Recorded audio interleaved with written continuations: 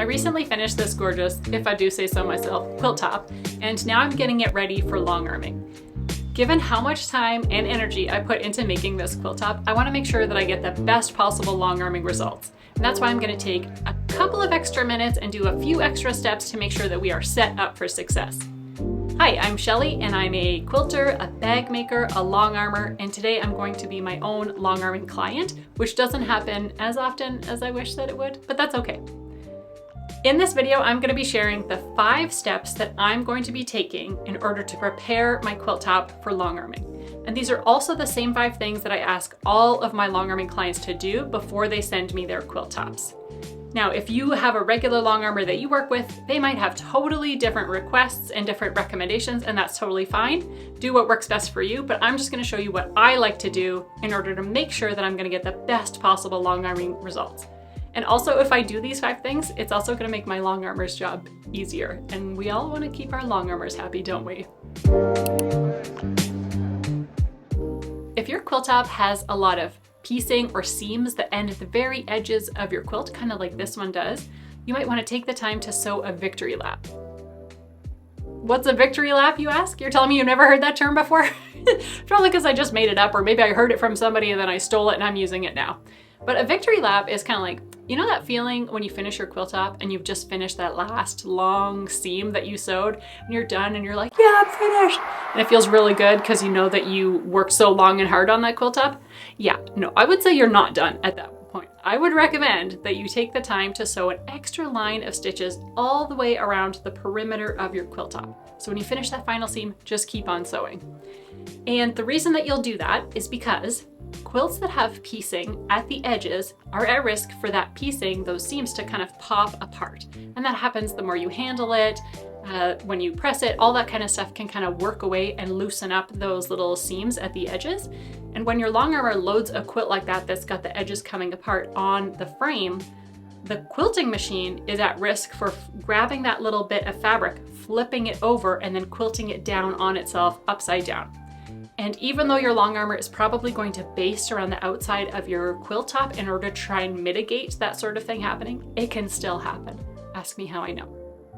So, not to worry about that line of stitches. If you're worried about seeing it, you don't need to, because it's going to be covered by your quilt binding. So you'll never see that line of stitching ever.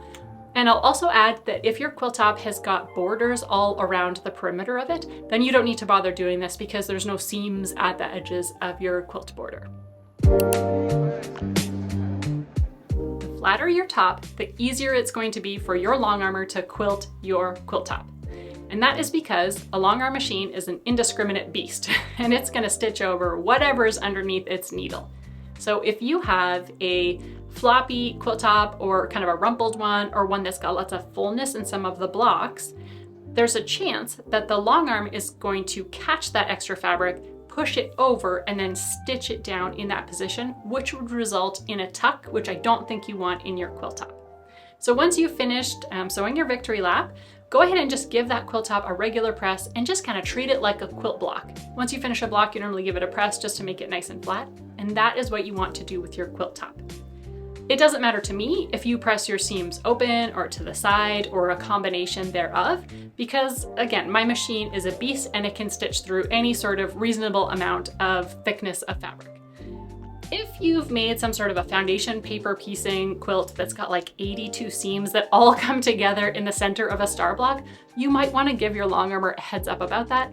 But if it's just a regular quilt top that's got, you know, even things like thick layers of seams where they come together at certain points, I think you'll probably be fine. My one word of caution is just if you're going to use steam, to be careful how you use it so that you're not, say, warping your quilt top so it's no longer square. Just treat it like you normally would, get it nice and flat, and it's going to be better for your quilt top and it's going to be better for your long armer. This next one is maybe the least pleasant out of all my tips, but I think it's for your own good and for the good of your quilt. And that is taking the time to clip the loose and unraveling threads that are on the back of your quilt top. Why would you want to do that? Because if you don't, there's a really high probability that there's going to end up with a dark thread underneath a light part of your quilt top, because it's just Murphy's Law that that's what's going to happen. If you don't care about that, I mean, just go ahead and skip this step altogether. But if you're somebody that would care about seeing a dark thread under a light piece of fabric, take the time to clip those threads. So it could take a while to do this. I'm not talking hours, but I would say it usually takes me about 15 to 30 minutes to do this. And I like to just pop in a podcast and I like to work on a nice, high, comfortable surface like my ironing board or my island, something that's up nice and high. And at a certain point, you're just gonna have to call it because you can't really get every single thread that's back there. And if you made your quilt using those new woven fabrics or shot cottons, which tend to unravel a lot more easily than regular quilting cottons, you're gonna have, I don't know, 1 bajillion threads. So don't let it deter you, just do your best and especially try and get those dark threads that are hanging out near the light parts of your quilt top. And it's worth noting though, that if it does so happen that the quilt gets quilted and there is a dark thread underneath the light parted quilt, you can fix that. So I'll put a link to my short here that shows you how I do that. I've just got a neat little tool that just reaches in underneath there and pulls out the dark thread and just sort of makes that problem go away. This next trick is super simple, super easy, and it's gonna save a ton of confusion, not to mention emails or phone calls or text messages or whatever between you and your longarmer. And that is simply to mark the top edge of your quilt top and your quilt backing. And you can do this using a number of different methods. You could use tape, and if you were going to do that, I would recommend using something like painter's tape or washi tape, something that just releases easily, but maybe not just regular masking tape, because I've seen that leave a residue on a quilt top. Or you could pin a note, and if you're gonna pin a note, probably your longarmer would appreciate it if you used a safety pin rather than a straight pin, because they probably don't know there's a pin in your quilt top and they might stab themselves with that. Or I've seen people staple their notes to the quilt top. That came out pretty easily. And I've seen people use like a little wonder clip just to kind of indicate where the top is.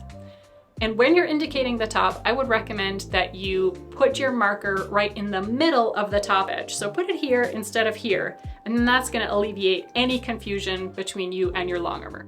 Do that for your quilt top and also for your quilt backing, and everybody's gonna know which way is up. If your quilt top has got something that is really obviously directional on it, like let's say the whole quilt top is a giant Christmas tree or something, I don't think you need to take the time to mark the top because it's probably pretty obvious.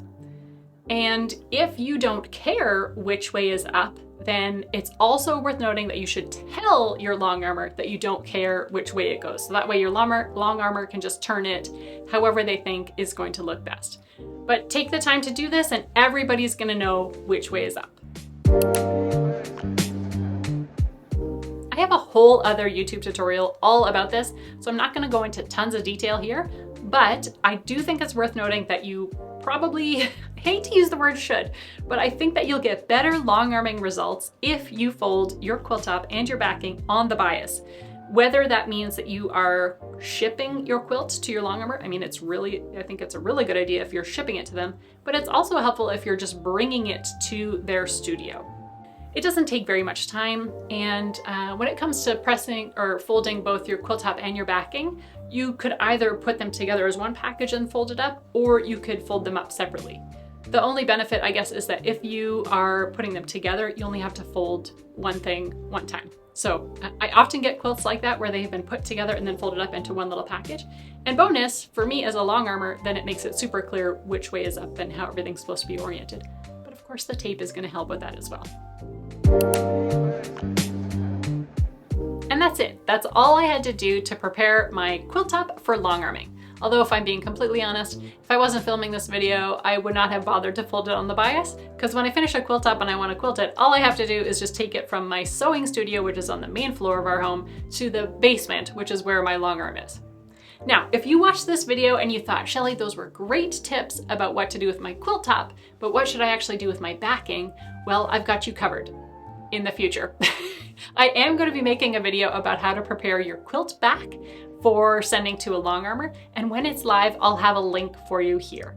But in the meantime, I didn't want to leave you hanging, so I created a freebie that you can download in the description below. I've got a link for you down there, and it's a checklist that includes 10 steps to take your quilt top and make it ready for long arming. And it includes everything that we talked about today, the backing steps as well, and then also additional information like how to package up your quilt to make sure it's protected from the elements en route and it doesn't get damaged, and then also how to insure your package. So if that sounds interesting to you, you can find that link in the description below. I'm wishing you a happy long arming experience, and I'll see you in the next video.